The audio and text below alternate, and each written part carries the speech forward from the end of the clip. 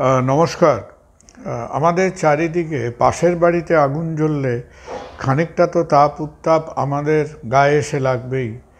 এবং এখন যে নানান রকম আমাদের মধ্যে একটা অশান্তি, আমাদের মধ্যে খানিকটা ভয়, আমাদের বেশ কিছু মানুষ যারা বাংলাদেশের মধ্যে আছেন, যারা আটকে পড়ছেন, তাদের নিয়ে আমাদের নানান রকম চিন্তা দুশ্চিন্তা থাকছেই। কিন্তু এরই মধ্যে দিয়ে আমরা সবাই চাইছি যে বাংলাদেশ শান্ত হোক, সেখানে একটা সোশ্যাল স্টেবিলিটি, একটা গভর্নমেন্টাল স্টেবিলিটি ফিরে আসুক। কিন্তু তার মধ্যে মধ্যে একটা জিনিস আমরা মনে হয় যে আমাদের একটা ক্ল্যারিফাই করা দরকার, একটা আলোচনা করা দরকার।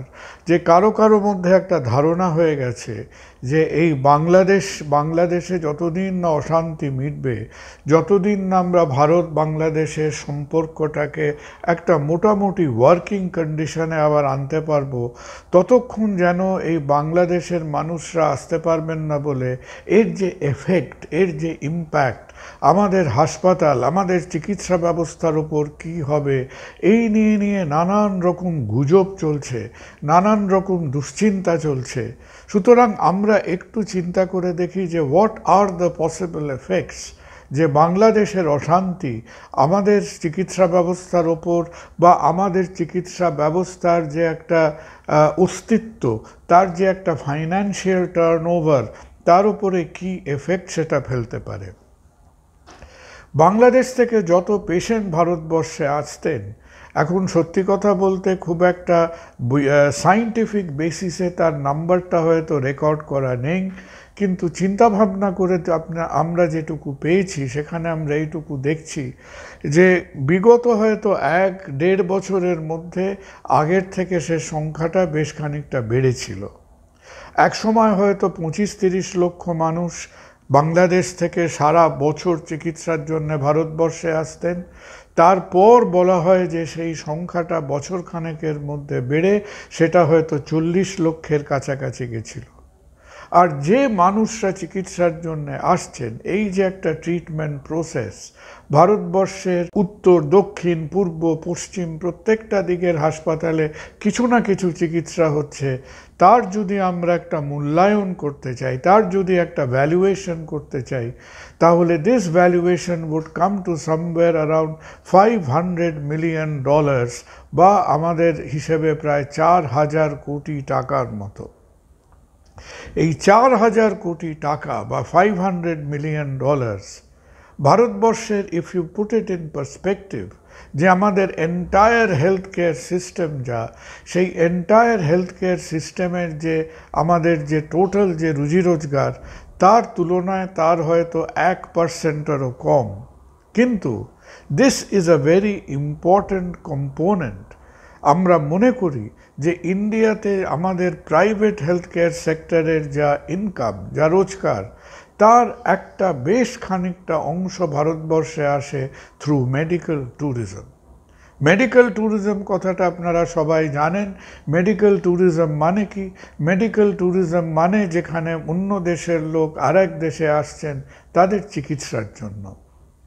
আর ভারতবর্ষ পৃথিবীর ডেভেলপিং কান্ট্রি, যে দেশটা হয়তো সামগ্রিকভাবে আমাদের একটা পৃথিবীর 4th কি 5th লার্জেস্ট ইকোনমি হতে পারে, কিন্তু আমাদের মাথা পিছু আয়েতে আমরা পৃথিবীর 190টা দেশের মধ্যে এখনও 130টার মধ্যে আসি কিনা সন্দেহ। তো সেই রকম একটা ডেভেলপিং দেশ, যে দেশে কিংবা অন্যান্য দেশ থেকে যাদের আয় আমাদের থেকে বেশি, আমাদের যে ডাক্তারদের মধ্যে যে এক্সপার্টিজ আছে, আমাদের যে হসপিটাল সিস্টেম আছে, এবং আমরা সাধারণ থেকে চিকিৎসা করে জটিল চিকিৎসা করার যে ক্ষমতা আজকে ইন্ডিয়ান হেলথ কেয়ার সিস্টেমের মধ্যে আছে, সেই কারণে চিন্তা করে দেখবেন যে India is one of the fewest countries যেখানে তার থেকে পয়সা বেশি, তার থেকে রুজি রোজগার বেশি এরকম অনেক দেশ ইন্ডিয়াতে আসে। বাংলাদেশ আমাদের মাথা পিছু আয়তে সমকক্ষ হলেও বাংলাদেশ থেকে ঐতিহাসিকভাবে over the last 50-60 years Bangladesh থেকে একটা ভালো সংখ্যায় আমাদের ট্রিটমেন্টের জন্য ভারতবর্ষে এসে থাকে। এখন in the total picture of Indian healthcare, আজকে বাংলাদেশ থেকে যে মানুষরা চিকিৎসার জন্য আসেন তারা বোধহয় আমাদের এন্টায়ার টার্নওভারের 1%-এরও কম হতে পারে, but it is a very important 1%। তাহলে এর ভবিষ্যৎটা কোথায়? এর ভবিষ্যতে যাবার আগে এটাও চিন্তা করে দেখা যাক যে এই যে আমরা আজকে মনে করছি রাফলি যে প্রায় 4,000 কোটি টাকার মেডিকেল ট্রানজ্যাকশন হতো দুই দেশের মধ্যে বা ভারতবর্ষে হতো, এর কিন্তু একটা বৃহৎ অংশ হতো ব্যাঙ্গালোর, চেন্নাই, হায়দ্রাবাদ অর্থাৎ সাদার্ন সেক্টর। আমরা যদি টাকার মূল্যে চিন্তা করি, if you consider value for money, then probably 70% of this medical ট্যুরিজমের ভ্যালুটা ছিল সাদার্ন সেক্টরে, আর বাকিটা হয়তো ছিল খানিকটা দিল্লি, খানিকটা আমাদের কলকাতার মধ্যে। এবং আমাদের আনঅফিশিয়ালি যতদূর ধারণা যে টোটাল বাংলাদেশের যে ব্যবসায়িক অর্থতে যতটা আমরা মেডিকেল বিজনেস হতো, মেডিকেল ট্রানজ্যাকশন হতো, তার পারহ্যাপস 10%-এর বেশি কলকাতার মধ্যে দিয়ে হতো না। অর্থাৎ কলকাতার হেলথ কেয়ারে আপনি বছরে হিসেব করে দেখবেন the value would be around 400 crore rupees। তো সেটা 400 কোটি হোক, সেটা 500 কোটি হোক, সেটা কিন্তু আমাদের কলকাতা বা বৃহৎভাবে ভাবতে গেলে পশ্চিমবঙ্গের স্বাস্থ্য ব্যবস্থার পক্ষে that is a very important contribution. তাই আমরা যেরকম চিন্তা করব এবং যতটা আমরা ভাবব যে বাংলাদেশের এই যে অস্থিরতা, এই যে অশান্তি, এইটা সেটেল করুক এবং মোটামুটি একটা স্টেবিলিটির মধ্যে দিয়ে আমরা যেন বাংলাদেশের সঙ্গে সেই মেডিকেল রিলেশনশিপটা রাখতে পারি, তার সঙ্গে সঙ্গে এটা চোখে আঙুল দিয়ে আমাদের আর একটা জিনিসও শিক্ষা দিচ্ছে। এবং যে শিক্ষাটা আমাদের দিচ্ছে সেটা হলো যে ভারতবর্ষ যেমন হেলথ ট্যুরিজম সেক্টরে থাইল্যান্ডের মতো, মেক্সিকোর মতো, সিঙ্গাপুরের মতো আজকে যদি সারা পৃথিবীতে হেলথ কেয়ার ট্যুরিজমের দেশের নাম করেন, তার মধ্যে ভারতবর্ষ হয়তো এক দুইয়ের মধ্যে আসবে, তারপরে থাইল্যান্ড আসবে, তারপর মেক্সিকো আসবে। খুব বেশি দেশ পৃথিবীতে নেই যারা মেডিকেল ট্যুরিজমকে একটা জোর দিয়ে ডেভেলপ করতে পেরেছে। সেটা হয়তো ভালো কথা, কিন্তু মেডিকেল ট্যুরিজমকে ডেভেলপ করতে গিয়ে আমরা কি নিজেদের দেশের নিজেদের মানুষের চিকিৎসাটাকে কি আমরা ইগনোর করছি, আমরা কি অবহেলা করছি? এখন ট্রিটমেন্ট বাই ট্রিটমেন্ট আপনাকে প্রত্যেকটা পরিসংখ্যান হয়তো দিতে পারবো না। একটা ছোট্ট কথা বলি, খালি চিন্তা করে দেখুন যে আজকে আমেরিকাতেও বছরে প্রায় 2.5 লক্ষ হার্ট সার্জারি, হার্ট অপারেশন হয়। আজকে ভারতবর্ষতেও বছর গেলে প্রায় 2.5 লক্ষ হার্ট সার্জারি, হার্ট অপারেশন হয়।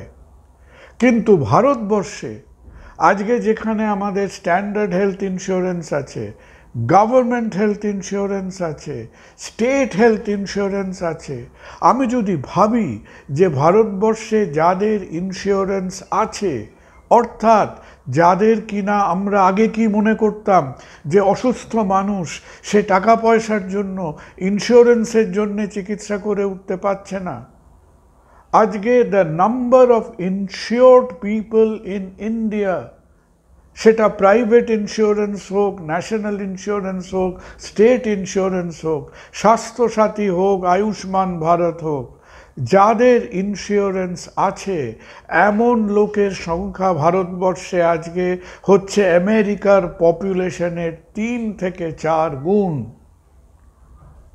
It is 3 to 4 times the population of USA. সুতরাং আমরা যে অজুহাতগুলো আগে দিতাম যে আমাদের অনেক মানুষের অনেক অসুখ আছে, ডায়াবেটিস আছে, হাইপারটেনশন আছে, হার্টের অসুখ আছে, কিন্তু তারা চিকিৎসা করতে পারে না, তাদের পয়সা নেই, পয়সা নেই, পয়সা নেই, সেই অজুহাতটা আজকের দিনে খাটে না। কারণ যেখানে ভারতবর্ষের জনসংখ্যার প্রায় 70 কোটির ওপরে মানুষ, দে আর দ্য ইনশিওর্ড গ্রুপ, সেই ইনশিওর্ড গ্রুপকে যদি আমরা আজকে চিকিৎসা করতে চাই তাহলে দুটো জিনিস দরকার, যে আজকে হেলথ কেয়ার ইন্ডাস্ট্রির গভর্নমেন্টের সঙ্গে একটা বোঝাপড়া দরকার যে প্রাইভেট ইন্স্যুরেন্স ছাড়া যে গভর্নমেন্ট ইন্স্যুরেন্সগুলো আছে, আয়ুষ্মান ভারত, স্বাস্থ্য সাথী, Maharashtra health scheme, Tamil Nadu health scheme, যে কিভাবে প্রাইভেট হসপিটালরা তারা আরও বেশিভাবে এই হেলথ স্কিমে পার্টিসিপেট করতে পারেন। বিভিন্ন জায়গায় দেখবেন যদি অল্প কিছু 10-15% যদি রেট নেগোসিয়েশন হয়, যদি তারা যে কাজকর্মগুলো করেছেন তার পেমেন্ট যদি একটু সময় মতো হয়, তাহলে ডেফিনেটলি প্রাইভেট হসপিটালরা আরও বেশি এগিয়ে আসবে এই হেলথ স্কিম মানুষের ওপর অপারেট করার জন্য। আজকে পৃথিবীর প্রতিটা দেশকে World Health Organization, the World Bank, এরা প্রত্যেকটা দেশকে কান্ট্রি বাই কান্ট্রি বলে যে তোমার উপার্জন এত, তোমার এত হসপিটাল আছে, তোমার এত ডাক্তার আছে, তোমার দেশে এত অসুখ বিসুখ আছে, তোমাকে চিকিৎসাটা একটা সার্টেন লেভেলে করতে হবে। আজকে আমি হার্ট অপারেশন করি, আজকে ওয়ার্ল্ড ব্যাংক এবং ওয়ার্ল্ড হেলথ অর্গানাইজেশন ভারতবর্ষকে বলছে যে তোমার বছরে তোমার যা টাকা পয়সা আছে, তোমার যা হেলথ ইন্স্যুরেন্স আছে, তোমার বছরে প্রায় 6 থেকে 8 লক্ষ হার্ট অপারেশন করার কথা। সেখানে আমরা নিজের দেশে নিজের মানুষের জন্যে বছরে 8 লক্ষ তো বাদই দিন, আমরা 3 লক্ষ হার্ট সার্জারি করে উঠতে পারছি না। তার মানে আজকে সাধারণ মানুষ যদি আমাদের ওপর এই অভিযোগটা করেন যে আমরা মেডিকেল ট্যুরিজমের দিকে খানিকটা অন্যমনস্ক হয়ে গিয়ে আমরা নিজের দেশের নিজের মানুষের চিকিৎসা ব্যবস্থাটাকে খানিকটা অবহেলা করেছি, we have to accept that criticism.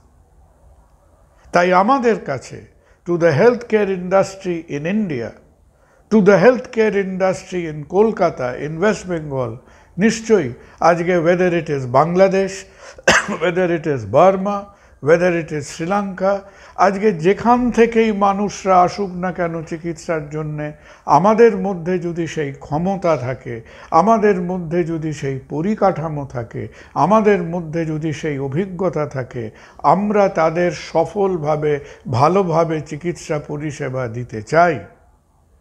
কারণ আমাদের হেলথ কেয়ার ব্যবস্থার মধ্যে তার রুজি রোজগার যদি বাড়ে, ডাক্তার এবং বহু লক্ষ লক্ষ মানুষ যারা হেলথ কেয়ার ইন্ডাস্ট্রি থেকে বেঁচে থাকেন, রোজগার করে বেঁচে থাকেন, তাদের জন্য সেটা একটা ভালো জিনিস। কিন্তু তার সঙ্গে সঙ্গে আজকে যখন আমরা ভাবতে বাধ্য হচ্ছি যে আমাদের এত টাকার ব্যবসা যদি বাংলাদেশ থেকে কমে যায় তাহলে আমরা কি করব, তো সেখানে এই দিশেহারা ভাবটা না করে আমরা একটু ভেবে দেখি যে আমরা নিজের দেশে, নিজের জায়গায়, নিজের মানুষদের যতটা চিকিৎসা, যতটা ভালোভাবে, যত সংখ্যায়, যত পরিমাণে আজকে মানুষের কাছে আমাদের চিকিৎসাকে পৌঁছে দেবার কথা ছিল, সেটা কি আমরা করতে পেরেছি? না, আমরা এখনো পারিনি। তাই এই সময়টা যখন আমরা সবার মতো চাইছি যে বাংলাদেশের মধ্যে একটা পলিটিক্যাল অ্যান্ড সোশ্যাল স্টেবিলিটি সেটা তাড়াতাড়ি ফিরে আসুক, এবং সেটা ফিরলে পরে তাদের সঙ্গে আমাদের সাংস্কৃতিক, ব্যবসায়িক, স্বাস্থ্য সংক্রান্ত যা আদান প্রদান হতো সেগুলো আরও ভালোভাবে হোক। কিন্তু সেই চিন্তাটা একটা মানবিক চিন্তা, সেই চিন্তাটা একটা নিছক স্বার্থপরের চিন্তা নয়। এবং তার সাথে সাথে আজকে যেন আমরা অ্যাবসলিউটলি ফোকাস করি যে আমাদের যত কাজ করার ক্ষমতা, আমাদের যত কাজ করার ক্যাপাসিটি, সেই ক্যাপাসিটিটা দিয়ে আমরা যেন আরও বেশি পরিমাণে, আরও ভালোভাবে, আরও সাফল্যের সঙ্গে নিজের দেশের, নিজের মানুষের যে চিকিৎসাগুলো করা উচিত এবং যেগুলো আজকে আমরা করে উঠতে পারছি না, সেই দিকে আমাদের অ্যাটেনশন, আমাদের কিন্তু ফোকাস সেদিকে করতেই হবে। নমস্কার।